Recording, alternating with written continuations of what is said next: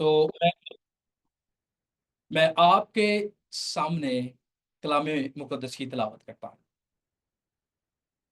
وہ پھر باہر جھیل کے کنارے گیا اور ساری بھیڑ اس کے پاس آئی اور وہ ان کو تعلیم دینے لگا۔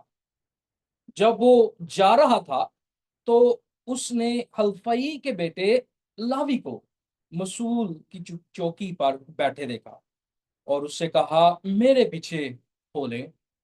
بس وہ اٹھ کر اس کے پیچھے ہو لیا، اور یوں ہوا کہ وہ اس کے گھر میں کھانا کھانے بیٹھا، اور بہت سے مسول لینے والے اور گناہ گار لوگ یسوع اور اس کے شاگردوں کے ساتھ کھانا بیٹھے، کیونکہ وہ بہت تھے اور اس کے پیچھے ہو لیے تھے۔ اور فریسیوں کے فقیہیوں نے اسے گناہ گاروں اور مسول لینے والوں کے ساتھ کھاتے دیکھ کر اس کے شاگردوں سے کہا، یہ تو مسول لینے والوں اور گناہ گاروں کے ساتھ کھاتا پیتا ہے۔ یسوع نے یہ سن کر ان سے کہا، تندرستوں کو طبیب کی ضرورت نہیں، بلکہ بیماروں کو۔ میں راست بازوں کو نہیں بلکہ گناہ گاروں کو بلانے آیا ہوں۔ خدا ان کے پاکلام پڑھے اور سنے جانے کے وسیلہ سے ہمیں برکت ملے، آمین۔ یقیناً آپ نے اس متن میں بہت ساری باتیں دیکھی۔ مسیح تعلیم دیتے ہیں، مسیح حلفی کے بیٹے لاوی کو، جو مسول کی چوکی پر ٹیکس لینے والا ہے، اس کو بلاتے ہیں۔ پھر آپ اگلا سین دیکھتے ہیں کہ ایک ضیافت ہے جہاں پر لاوی، جو مسول لینے والا ہے، اپنے دوستوں کے ساتھ مسیح کی دعوت کرتا ہے، اور اس دعوت میں مذہبی عالم بھی آ جاتے ہیں۔ اور جب وہ دیکھتے ہیں کہ مسیح ان کے ساتھ بیٹھتا ہے، کھاتا پیتا ہے، تو وہ بڑے طنز کرتے ہیں اور کہتے ہیں کہ یہ تو کھاؤں اور گناہ گار لوگوں کا دوست ہے، ان کے ساتھ بیٹھتا ہے، ان کے ساتھ کھاتا پیتا ہے۔ لیکن مسیح کا رد عمل کہتا ہے کہ تندرستوں کو طبیب کی ضرورت نہیں، بلکہ بیمار۔ یہ ہے آج کا متن۔ لیکن اگر ہم اس سے پیچھے ذرا جائیں تو پچھلے ہفتے جو ہم نے بات کی تھی اس کو دوہرا لیں تو ہمیں اور زیادہ اس متن کی سمجھ لگے گی۔ کلام مقدس میں پچھلے متن کو جب ہم نے پڑھا تو اسی آیت کی باب کی 10ویں آیت میں مسیح یہ انہی مذہبی عالموں، انہی مذہب کے ٹھیکیداروں کو کہتے ہیں کہ تم جانو، کیا جانے، تم جانو کہ ابن آدم کو زمین پر گناہ معاف کرنے کا اختیار ہے۔ اور مسیح نے پھر اس مفلوج کو جو اس کے پاس لائے تھے اس کو کہا، اور اس کی طرف اشارہ کر کے کہا، اگر تم میرے اس بات پر شک کرتے ہو کہ میں نے اسے کہا کہ اس کے گناہ معاف ہوئے اور اس کے گناہ معاف نہیں ہوئے، تو آسان کیا ہے اس کو کہنا، گناہ معاف ہوئے تیرے، یا چل پھر اور اپنی چارپائی اٹھا کر چل پھر۔ تو مسیح نے انہیں سوال کیا، اور جب مسیح نے سوال کیا تو فوراً مسیح نے اس کے ساتھ اس مفلوج کو کہا کہ اپنی چارپائی اٹھا اور چل پھر، اور وہ اٹھا اور اپنی چارپائی لے کے چلا گیا۔ اس سے مسیح کیا ثابت کرنا چاہتے تھے کہ وہی دانیل کی نبی کی کتاب میں جس ابن آدم، جس آدم ذات کا ذکر ہے، وہ یہی ہے۔ وقت پورا ہو گیا۔ مسیح نے شروع میں مرکز کی انجیل میں یہی کہا تھا جب منادی کی، وقت پورا ہو گیا۔ اور اس وقت کے ربی ابن آدم کے انتظار میں تھے، اس وقت کے ربی نئے موسیٰ کے انتظار میں تھے، اور جب مسیح اس مفلوج کو کہتے ہیں کہ چل پھر، تو وہ فوراً چل پھرتا ہے، تو اس کا مطلب ہے کہ وہ اختیار جو دانیل نبی نے بتایا تھا، جو یسایہ نبی نے 7ویں اور 9ویں باب میں بتایا تھا، وہ ظاہر ہوتا ہے ان کے سامنے۔ اور یہاں پر پھر مسیح اسی بات کو دہراتے ہیں۔ اگر ہم آیت 13 کو دیکھیں، جہاں پر ہمیں بتایا گیا ہے کہ یسوع مسیح تعلیم دیتے ہیں، تو آیت 13 بتاتی ہے کہ اس مفلوج کو جب مسیح نے شفا دی تو وہ باہر گیا اور جھیل کے کنارے گیا تاکہ لوگوں کو تعلیم دے سکے۔ مرکز جب اپنی انجیل کو لکھتا ہے تو وہ اس بات کو بڑے واضح طور پر بیان کرتا ہے کہ مسیح نے یہ معجزہ کیا، مسیح نے یہ حیرت انگیز کام کیا، لیکن اس کے ساتھ ساتھ وہ اس بات کو کبھی نہیں بھولتا کہ مسیح تعلیم بھی دیتے ہیں۔ وہ اس بات کو نہیں بھولتا، وہ اپنے کاری کو بار بار اس بات کی طرف اشارہ دیتا ہے کہ مسیح تعلیم دیتا ہے۔ جو وہ مسیح کو پیش کرتا ہے بطور تعلیم دیتے ہوئے، تو اس سے کیا مراد ہے، اس سے ہم کیا سیکھتے ہیں؟ تو اس سے جو دو اہم باتیں ہیں وہ میں آپ کو بتاتا ہوں۔ یسوع مسیح بطور نیا اور کامل موسیٰ ہے، اور دوسری بات، وہ بات جو موسیٰ استثنا کی کتاب اس کے 18ویں باب اور اس کی 15ویں سے لے کر 19ویں آیت میں ذکر ہے کہ میں اس کے منہ میں اپنا کلام رکھوں گا، اس کی سننا۔ میں آپ کے سامنے وہ حوالہ پڑھنا چاہتا ہوں تاکہ آپ کو سمجھ لگے کہ مسیح کیوں تعلیم دیتے ہیں۔ اور یاد رکھیں، پہلے باب، مرکز کی انجیل کے پہلے باب میں جب مسیح آئے تو انہوں نے 3 بار، مرکز ہمیں بتاتا ہے کہ مسیح تعلیم دیتے ہیں۔ پھر دوسرا چیپٹر آتا ہے تو اس کی پہلی لائن میں مسیح ہمیں تعلیم دیتے ہوئے نظر آتے ہیں، اور پھر ابھی 13ویں آیت ہمیں نظر آتی ہے تو وہاں پر بھی مسیح تعلیم دیتے ہوئے نظر آتے ہیں۔ اس سے کیا مراد ہے؟ تو یہاں پر واضح طور پر آپ کو استثنا کی کتاب میں موسیٰ کی نبوتی کام اور اس وعدہ شدہ شخصیت کے بارے میں آپ کو ملے گا۔ استثنا کی کتاب اس کا 18واں باب اور اس کی 15ویں سے 9ویں آیت تک، 19ویں آیت تک میں پڑھنے لگا ہوں۔ کلام مقدس میں لکھا ہے، خداون تیرا خدا تیرے لیے تیرے ہی درمیان سے، یعنی تیرے ہی درمیان سے تیرے بھائیوں میں سے میری مانت، کس کی مانت؟ موسیٰ کی مانت ایک نبی برپا کرے گا۔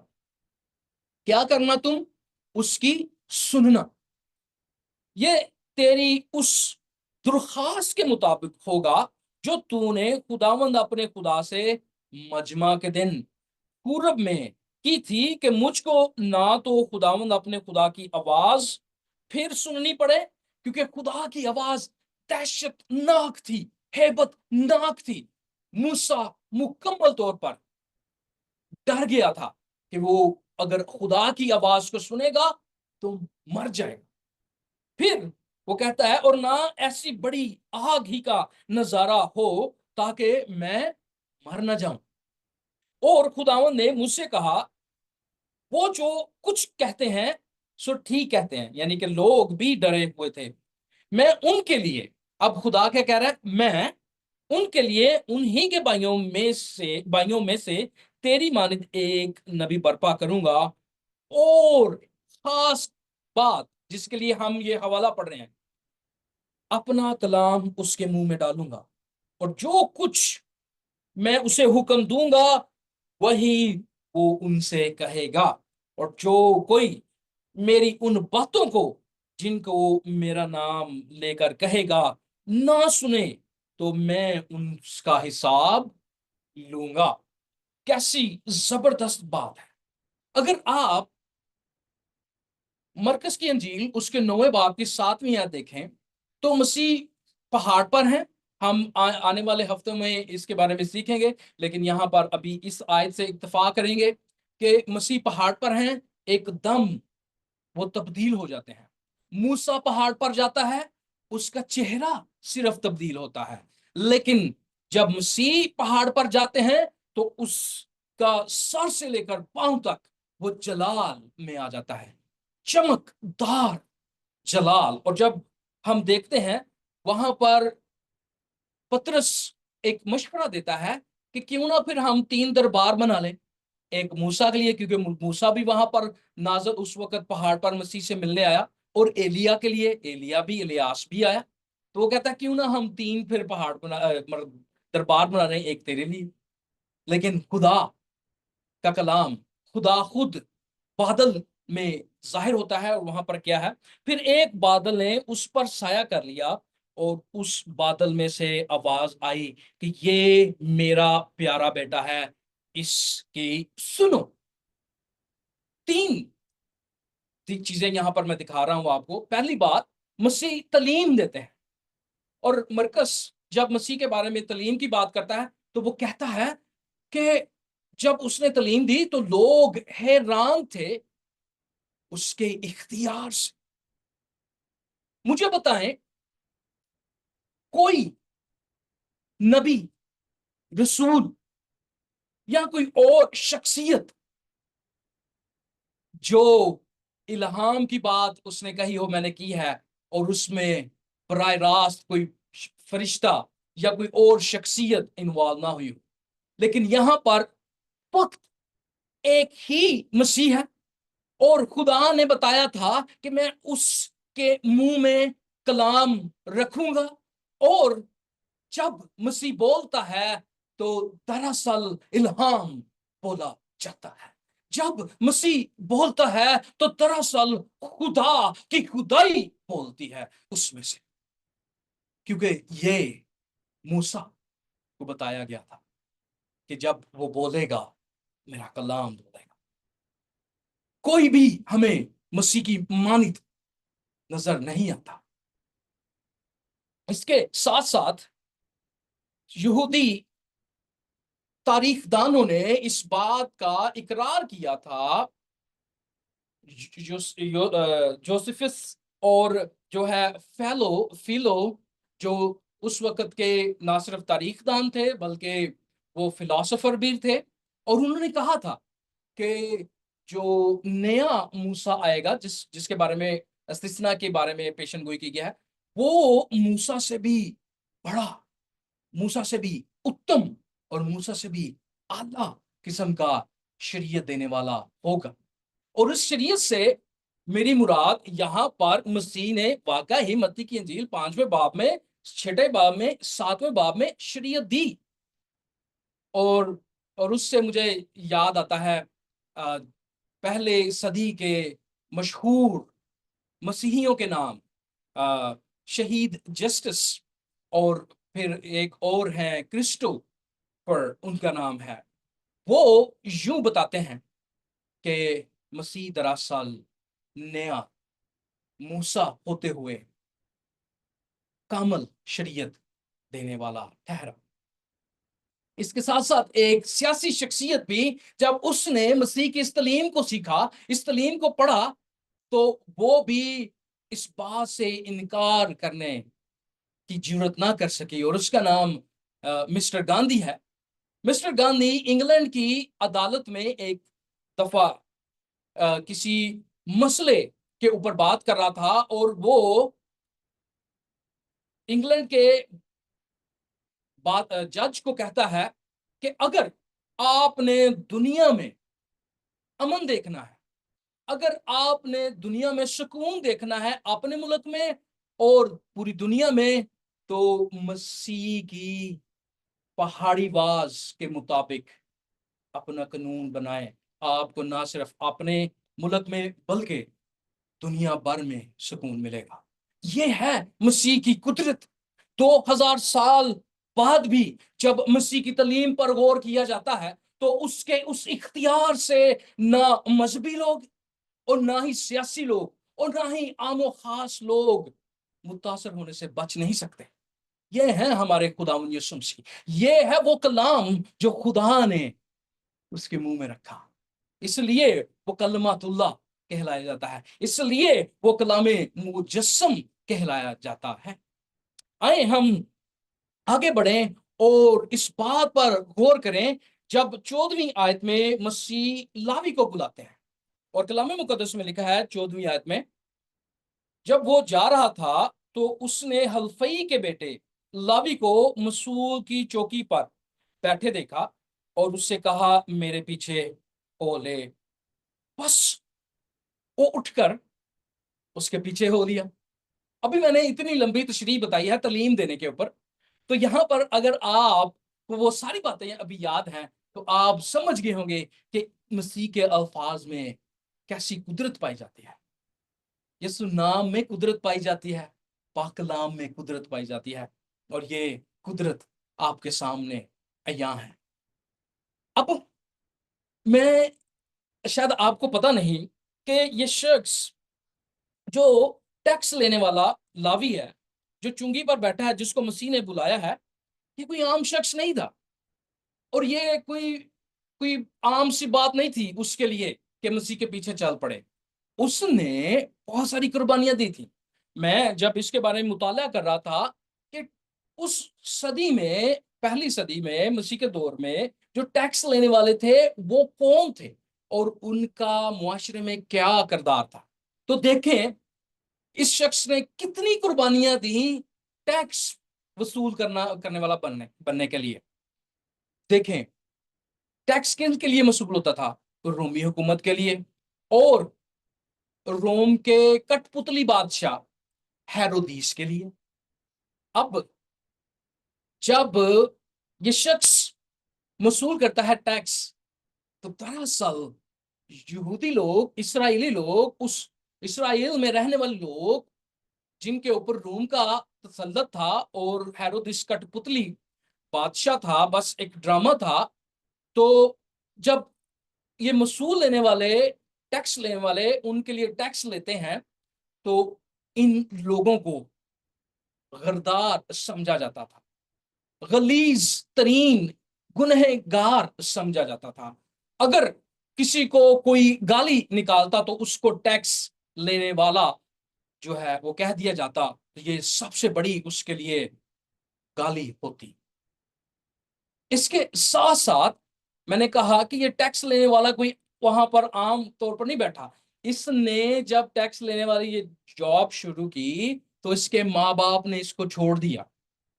جب اس نے ٹیکس کا کام شروع کیا تو اس نے اپنے خدا کی انکاری کی، اس نے مسیح کو، اپنے خدا کو چھوڑا، خداوند خدا کو چھوڑا، یہوہ خدا کو چھوڑ دیا، اور اس کے ساتھ ساتھ اس کے دوستوں نے اسے چھوڑا، اس کے رشتہ داروں نے اسے چھوڑا، اور معاشرے میں وہ الگ تھلگ رہ گیا۔ کیوں؟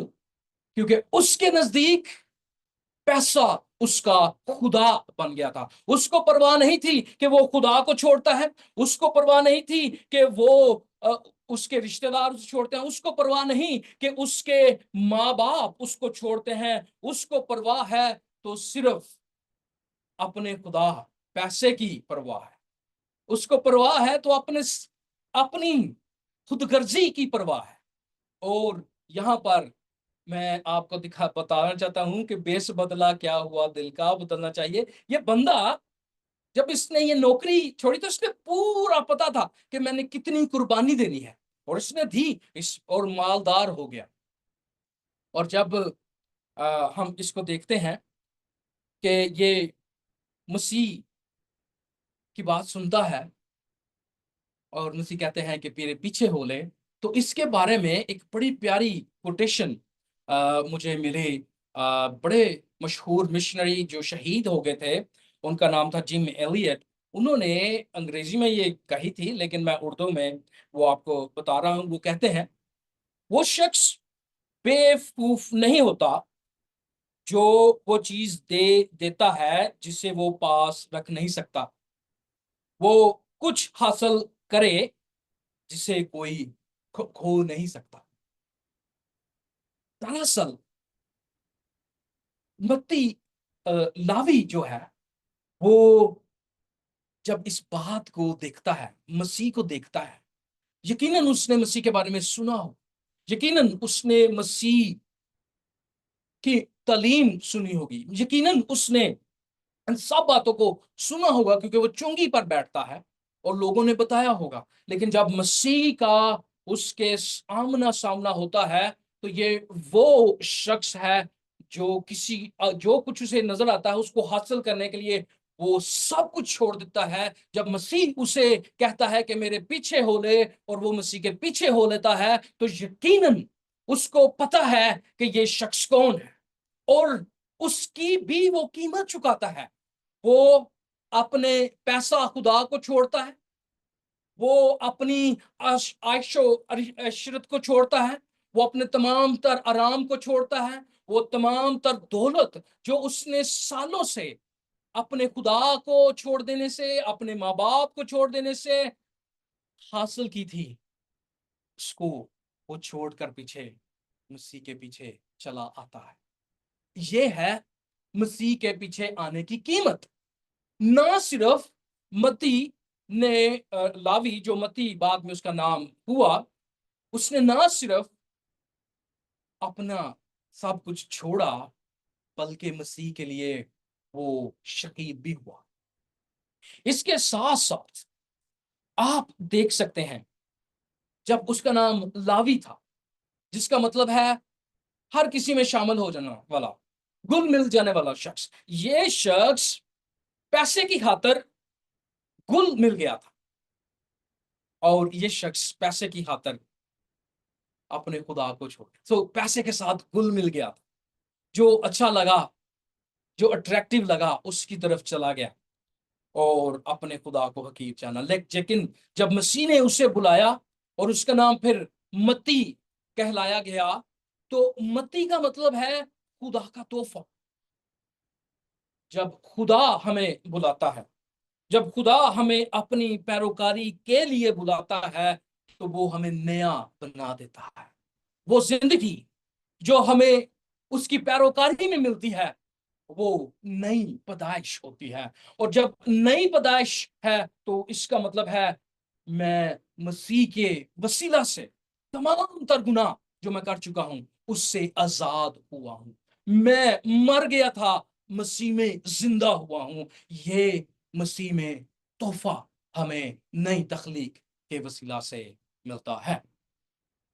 और इसके बारे में हम जब आगे चलते हैं तो एक और यहाँ पर मैं अ, फर्क आपको बयान करना चाहता हूं। कई लोग मसीह के पास आना चाहते हैं, कई लोग हमें भी बताते हैं वो भी मसीह के पास आना चाहते हैं। लेकिन सुने, यहाँ पर एक शख्स मसीह के पास आना चाहता है और मसीह उसे नहीं आने देता। गौर से सुनिए मसीह क्या कहते हैं। जब यीशु ने अपने गिर्द बहुत सी भीड़ देखी, ये मत्ती की इंजील 8वां बाब और उसकी 18वीं और 20वीं आयत। जब यीशु ने अपने गिर्द बहुत सी भीड़ देखी तो पार चलने का हुक्म दिया। अब सुने, एक फकीह ने पास आकर यानी शरा के आलम ने आकर कहा कि ए उस्ताद, जहां कहीं तू जाए मैं भी तेरे पीछे चलूंगा। यीशु ने उससे कहा, लोमड़ियों के बट होते हैं और हवा के परिंदों के घोंसले, मगर इब्ने आदम के लिए सर धरने की जगह नहीं। यहां पर मसीह क्या फरमाते हैं?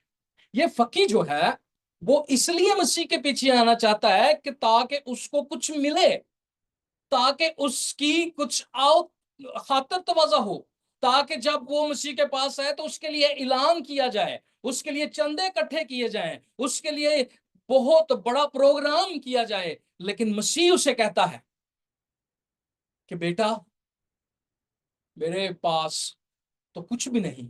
हाँ, लोमड़ियों के जो बट होते हैं वो तो वहां जाकर सो जाते हैं, मेरे पास तो सर धरने के लिए जगह नहीं। यानी कि मसीह कहते हैं कि अगर तूने मेरे पीछे आना है तो मेरे पीछे आने की कीमत मौत है, सब कुछ छोड़ना है। यहां पर ना दौलत का जिक्र है, यहां पर ना किसी शोहरत का जिक्र है, बल्कि हलीमी का जिक्र है। अगर आप और आयात पढ़े तो वहां पर मसीह कहता है कि अपनी सलीब उठाओ, फिर मेरे पीछे चलो और हलीम हो जाओ और दुख बर्दाश्त करो, खुदी का इनकार करो। यहां पर खुदी का इनकार नहीं किया जा रहा था। लेकिन यह शख्स लावी जो मती हो गया, जिसको खुदा ने कहा कि ये खुदा का तोहफा है, तो इसके मतलब क्या हुए? یہ شخص سب کچھ چھوڑ کر آ گیا، جبکہ فقی جو ہے وہ مسیح کی پیروکاری کچھ حاصل کرنے کے لیے کر رہا تھا۔ اگر ہم آگے چلیں تو ہمارا جو سیکنڈ لاسٹ پوائنٹ ہے وہ یہ ہے کہ مسیح گناہ گاروں کے ساتھ کھاتا پیتا ہے، اور اس کے لیے مرکز 15-16 ہم نے دیکھی پڑھی، اور میں پھر پڑھتا ہوں آپ کے سامنے۔ اور یوں ہوا کہ وہ اس کے گھر میں کھانا کھانے بیٹھے، اور بہت سے مصول لینے والے اور گناہ گار لوگ یسوع اور اس کے شاگردوں کے ساتھ کھانا کھانے بیٹھے، کیونکہ وہ بہت تھے اور اس کے پیچھے ہو لیے تھے۔ اور فریسیوں کے فقیہوں نے اسے گناہ گاروں اور مصول لینے والوں کے ساتھ کھاتے دیکھا، تو اس کے شاگردوں سے کہا، یہ تو مصول لینے والوں اور گناہ گاروں کے ساتھ کھاتا پیتا ہے۔ بھائی یہ بندہ جو ہے یہ ہمیں ربی نہیں لگتا، یہ بندہ کوئی نیکوکار نہیں لگتا، یہ بندہ ہمیں تو گناہ گاروں کے ساتھ کھاتا پیتا، اس کو تو پتہ ہی نہیں چیز کیا ہے۔ جب میں اس بات کو پڑھ رہا تھا تو میرے ذہن میں ایک سوال آیا، ان مذہبی لوگوں کے لیے، ان مذہب کے ٹھیکیداروں کے لیے، ان عالموں کے لیے جو اتنے اپنے آپ کو پاک بناتے ہیں، اور یہاں پر پھر میں گیت کی وہ سطر آپ کے سامنے پیش کروں گا، بیس بدلا کیا ہوا دل کا بدلنا چاہیے، ایک دو باتیں نہیں بالکل بدلنا چاہیے۔ یہاں پر مسئلہ ہی یہی تھا، یہ مذہبی رہنما دراصل بیس بدلے ہوئے تھے۔ مذہب کا کام کیا ہے؟ گناہ گاروں کو بچانا، گناہ گاروں کی مدد کرنا تاکہ وہ اپنے گناہ سے نکل آئے۔ ان کا تو مقصد ہی یہی ہونا چاہیے تھا کہ واہ کیا بات ہے، یسوع مسیح ایک ایسا ربی ہے جو گناہ گاروں کے پاس جاتا ہے اور ان کی مدد کرتا ہے۔ لیکن یہاں پر معاملہ ہی الٹ ہے، یہاں پر مذہب کی جو آڑ میں عدالت کی جا رہی ہے عام لوگوں کی، یہاں پر عام لوگوں سے خدا کو جدا کیا جا رہا ہے۔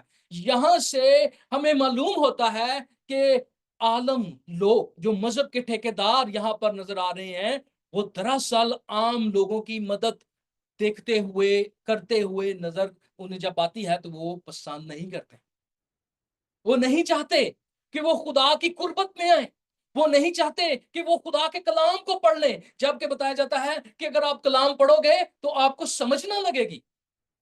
بھائی جی یہ خدا کا کلام ہے، اس کو ہم پڑھیں گے تو یقیناً ہمیں سمجھ لگے گی، یہ اس کا کلام ہے جو ہمیں زندگی بخشتا ہے، اور یہ کلام گناہ گاروں کے لیے آیا ہے۔ بڑی ایک عمدہ بات مجھے یاد آ گئی، ایک دفعہ کا ذکر ہے کہ ایک شخص وہ بتا رہا تھا کہ ایک جگہ پر بہت سارے لوگ جمع تھے، اور وہ لوگوں سے پوچھ رہے تھے کہ آپ جب مسیح کے پاس آئے تو آپ کی کیا گواہی تھی، آپ کی کیا کہانی تھی۔ تو ایک شخص آتا ہے، وہ سٹیج پر کھڑے ہو کے کہتا ہے، میں جب مسیح کے پاس آیا تو اس سے پہلے میں بہت بڑا چور تھا، میں بہت بڑا ڈکیٹ تھا، میں نے اتنے لوگوں کے ساتھ لڑائیاں کی، میں نے اتنے لوگوں کو مارا، میں یہ تھا میں وہ تھا، اور لوگ چکنے ہو کر سن رہے تھے۔ اور کہتا ہے ایک دن مسیح نے مجھے پکڑا اور میں تبدیل ہو گیا۔ اس کے بعد دوسرے بندے کی باری آتی ہے، اور وہ کہتا ہے کہ میری کہانی اس بندے سے بھی ہیبت ناک ہے، میری کہانی اس بندے سے بھی بہت زبردست ہے، آپ سنیں گے آپ کو اندازہ نہیں ہوگا، آپ حیران رہ جائیں گے، آپ پریشان ہو جائیں گے جب میری کہانی سنیں گے۔ تو جب وہ سنتا ہے، لوگ جو ہے بڑے حیران، کہتے ہیں اچھا اس سے بھی بہترین کہانی سنائیں، آپ کے پاس کیا ہے؟ وہ کہتا ہے کہ میں مذہبی تھا اور مجھے معلوم نہیں تھا کہ میں گنہگار، جب مسیح میری زندگی میں آیا تو مجھے معلوم ہوا کہ مجھے گناہوں سے نجات کی ضرورت ہے، کوئی مجھے بچا نہیں سکتا بلکہ مسیح بچا سکتا ہے، اس لیے میں مسیح یہ مذہبی شخص بالکل فقی اور فریسی مذہب کے ٹھیکیدار یہ بھول چکے تھے کہ یہ بھی گناہ گار، یہ بھی اس حق کے متلاشی ہیں کہ ان کی بھی مدد کی جائے۔ مارٹن لوتھر کی ایک بہت عظیم خاتم ہوا ہے مارٹن لوتھر، اس کی ایک بات جب میں یہ سوچ رہا تھا تو مجھے ذہن میں آئی، اور وہ بڑی پیاری بات۔ وہ کہتا ہے کہ اگر میں اپنے آپ کو آئینے میں دیکھوں تو مجھے پتہ نہیں چلتا کہ میں کیسے اپنے آپ کو بچا سکتا ہوں، لیکن جب میں مسیح پر نظر کرتا ہوں تو مجھے نہیں معلوم کہ کیسے میں کھو سکتا ہوں۔ زبردست بات، یہ بھی ایک عالم تھا، مذہبی عالم۔ اس نے دن میں 70 100 بار، کئی بار سینکڑوں بار وہ اپنے گناہوں کے لیے توبہ کرتا، اور اس کے اوپر ایک بہت بڑا بوجھ تھا کہ اس کے گناہ معاف ہو جائیں، لیکن یہ بوجھ کبھی نہ مٹا۔ لیکن جب وہ انجیل مقدس میں سے دیکھیں، انجیل مقدس کو پڑھنے والا، اور وہ بھی کھویا ہوا ہے۔ مذہب کی پیروکاری کرنا آپ کو جنت میں نہیں لے کے جا سکتا، لیکن مسیح کہتا ہے کہ راہ، حق اور زندگی میں ہوں، کوئی میرے وسیلے کے بغیر باپ کے پاس نہیں آتا۔ سو مذہب نہیں ہمیں چاہیے، بلکہ ہمیں مسیح چاہیے۔ سو یہاں پر جب وہ بات کرتا ہے تو وہ رومیو کے خط کو پڑھ رہا تھا، اور اس کی پہلے باب کی 17ویں آیت کو جب وہ پڑھتا ہے تو اسے صاف ایک بات نظر آتی ہے جس سے وہ حیران ہو جاتا ہے۔ وہ کیا ہے؟ اس واسطے اس میں خدا کی راست بازی ایمان سے اور ایمان کے لیے ظاہر ہوتی ہے، جیسے لکھا ہے کہ راست باز ایمان سے جیتا رہے گا۔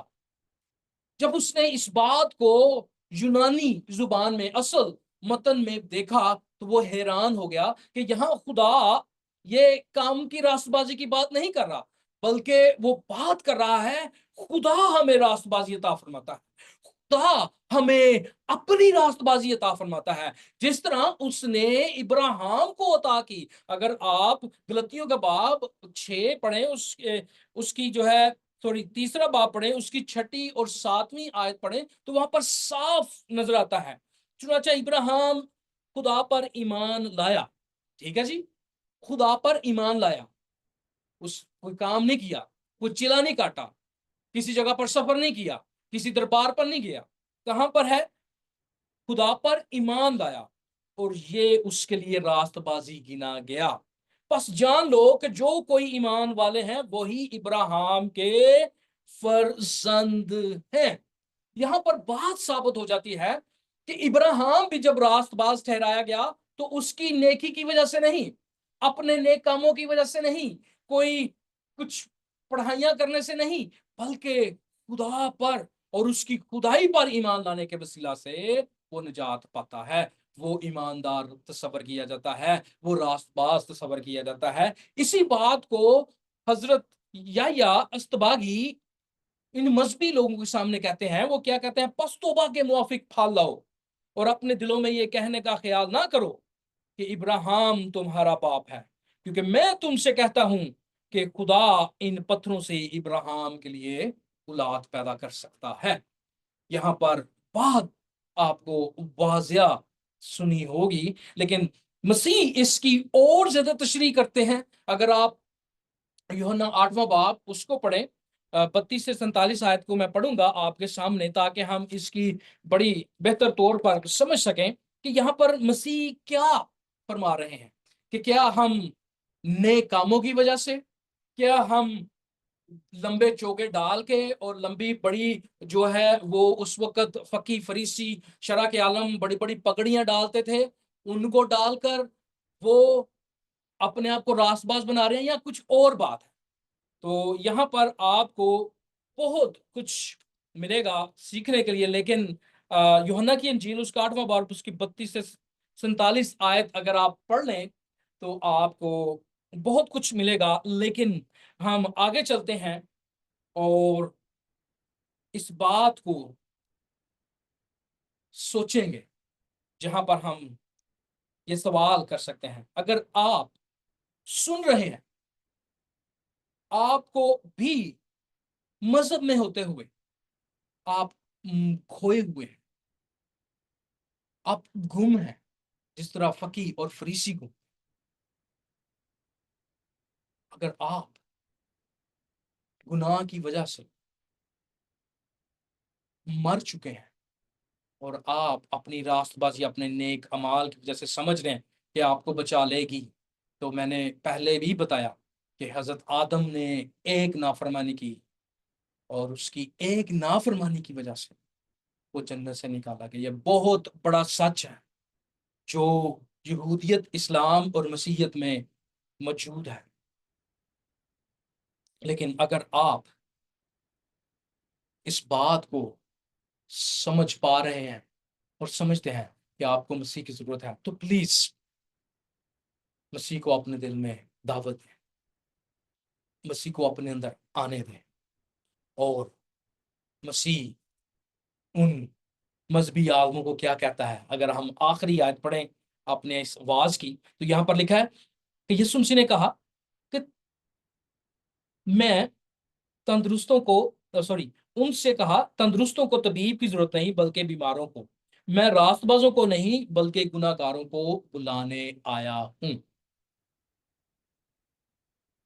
جناب، آپ سے گزارش ہے، اس بات کو غور سے متی کی انجیل اگر آپ پڑھیں تو وہاں پر لکھا ہے کہ یہ جا کر دریافت کرو۔ جب مسیح یہ کہتے ہیں تو متی پرانے عہد نامہ کو درج کرتا ہے، کہتا ہے کہ اس کے معنی دریافت کرو کہ قربانی نہیں بلکہ رحم پسند کرتا ہوں، کیونکہ میں راست بازوں کو نہیں بلکہ گناہ گاروں کو بلانے آیا ہوں۔ یہاں پر مسیح ہوشیہ کی کتاب اس کے 6 باب کی 6 آیت کو پیش کر رہے ہیں۔ اگر آپ ہوشیہ کی کتاب سے واقف ہیں تو آپ کو معلوم ہو جائے گا کہ اس سے مسیح کیوں اس طرف اشارہ کرتے ہیں۔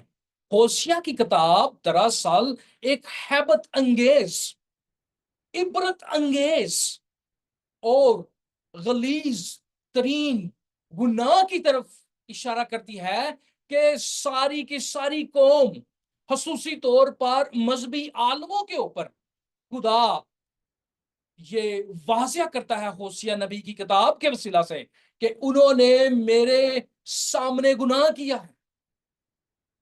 اگر آپ اس پوری کتاب کو پڑھیں تو آپ کو معلوم ہو جائے گا کہ وہاں پر کیا فرمایا جا رہا ہے۔ لیکن یہاں پر میں ہوشیہ کی کتاب اس کے 14 باب اور اس کی 4 سے 9 آیات تک کا آپ کے سامنے جو ہے وہ پڑھوں گا۔ اس کے بعد ہم کلام کے لیے دعا کریں گے، اور اگر آپ سوال کرنا چاہتے ہیں تو آپ زوم پر تشریف لا سکتے ہیں، کومنٹ کر سکتے ہیں، میسج کر سکتے ہیں ہمیں کہ آپ کے کوئی سوال ہیں تو آپ ضرور ہمیں دے سکتے ہیں۔ ہوشیہ کی کتاب اس کا 14واں باب اس کی 4 سے 9 آیت تک ہم پڑھیں گے۔ یہاں پر لکھا ہے،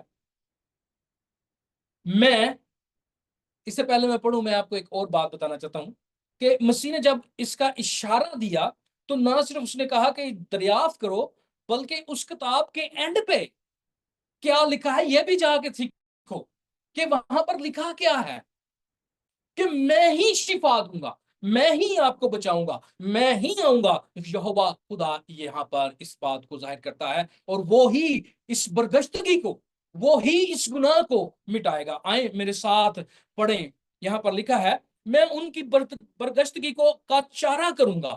کیا کروں گا؟ چارہ کروں گا۔ میں کشادہ دلی سے ان سے محبت رکھوں گا۔ یہ کشادہ دلی، گناہ گاروں کے ساتھ بیٹھ کر کھانا کھانا، یہ چارہ ہے، یہ محبت ہے، کیونکہ میرا قہر ان پر سے ٹل گیا ہے۔ میں اسرائیل کے لیے اوس کی مانند، شبنم کی مانند ہوں گا۔ کون کہہ رہا؟ خدا کہہ رہا ہے، میں ان کے لیے شبنم کی مانند ترو تازہ کروں گا ان کو۔ وہ سوسن کی طرح پھولے گا اور لبنان کی طرح اپنی جڑیں پھیلائے گا۔ اس کی ڈالیاں پھیلیں گی اور اس میں زیتون کے درخت کی خوبصورتی اور لبنان کی سی خوشبو ہوگی، اس کے زیر سایہ رہنے والے بحال ہو جائیں گے۔ یہ کون کر رہا ہے؟ خدا کر رہا ہے۔ اور ہم نے بات کی تھی مسیح یہوہ خدا کے طور پر انسانوں کے درمیان موجود ہے، اور یہاں پر آپ دیکھتے ہیں کہ مسیح ضیافت میں بیٹھا ہے، ان کو طرح تازہ کر رہا ہے۔ وہ گہیوں کی مانند تر و تازہ اور تا کی مانند شگفتہ ہوں گے، ان کی شہرت لبنان کی مے کی سی ہوگی۔ افرائیم کہے گا اب مجھے بتوں سے کیا کام، یہ مذہبی بت، یہ دکھاوے کے بت، یہ لمبے چوگے بت، یہ طرح طرح کی چیزیں پہن کر اپنے آپ کو راست باز بنانے والے بت، وہ توڑے جائیں گے اور خداوند کے حضور لوگ آئیں گے۔ اور میں خداوند نے اس کی سنی اور اس پر نگاہ کی، کہ کیا یہاں پر لکھا ہے؟ میں خداوند نے اس کی سنی اور اس پر نگاہ کروں گا، میں سر سبز سرو کی مانند ہوں گا، تو مجھ سے برومند ہوا۔ یہ سارے الفاظ، یہ سارے جملے مستقبل کے ہیں۔ گا گا میں کروں گا، میں محبت رکھوں گا، میں انہیں تر و تازہ کروں گا۔ اور آگے لکھا ہے حاصل کلام دانش مند کون ہے کہ وہ یہ باتیں سمجھے، اور دور اندیش کون ہے جو ان کو جانے۔ یہ مسیح کہہ رہے تھے جاؤ، جا کر کیا کرو؟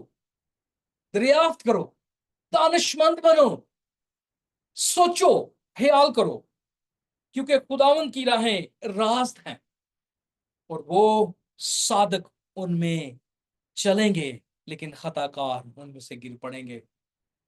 یہ لوگ خطا کار نہیں تھے جو مسیح کے پیچھے آ گئے، بلکہ وہ جو مذہب کے ٹھیکیدار بنے ہوئے تھے۔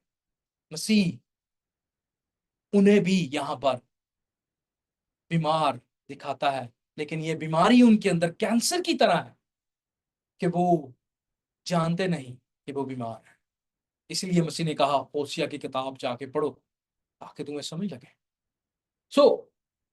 اگر آپ ایسی بیماری سے مبتلا ہیں کہ آپ بھی مذہبی ہیں، لیکن آپ کو سمجھ نہیں آ رہی کہ مسیح کون ہے، آپ کو سمجھ نہیں آ رہی کہ آپ کا گناہ کتنا بڑا ہے، تو براہ کرم خداوند یسوع مسیح کے پاس ہے، جس نے کہا کہ راہ حق اور زندگی میں، جس کے بارے میں یوحنا استباغی کہتا ہے کہ دیکھو خدا کا برہ جو دنیا کے گناہ اٹھا، جس کے بارے میں یوحنا استباغی کہتا ہے کہ وہ مجھ سے مقدم ٹھہرا، وہ مقدم شخصیت یہاں پر آ چکی ہے۔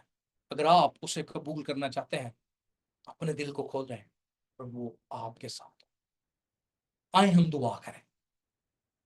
خداوند پیارے آسمانی باپ، ہم شکر گزاری کرتے ہیں اس کلام کے لیے، جن جن لوگوں نے سنا ان پر تیری برکت ہے، جن جن لوگوں نے اسے قبول کیا ان پر تیری رحمت، تیرا فضل ٹھہر جائے، تاکہ وہ تجھ میں اور بڑھتے چلے جائیں اور طاقت پاتے چلے جائیں اور اپنی بیماری سے شفا پاتے چلے جائیں۔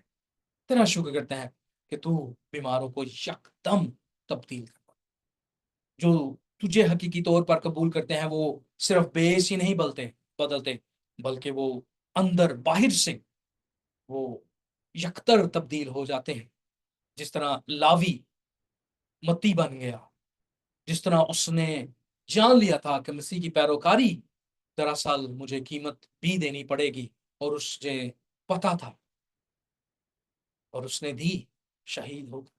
خداوند تیرا شکر کرتے ہیں کہ آج جتنے لوگوں نے اسے تیرے کلام کو پڑھا انہیں اسے سمجھنے کی، قبول کرنے کی توفیق بخش، اور جتنے لوگ ہمارے ساتھ رابطہ کریں ہمیں توفیق بخشنا کہ ہم ان کی بہتر طور پر مدد کر سکیں۔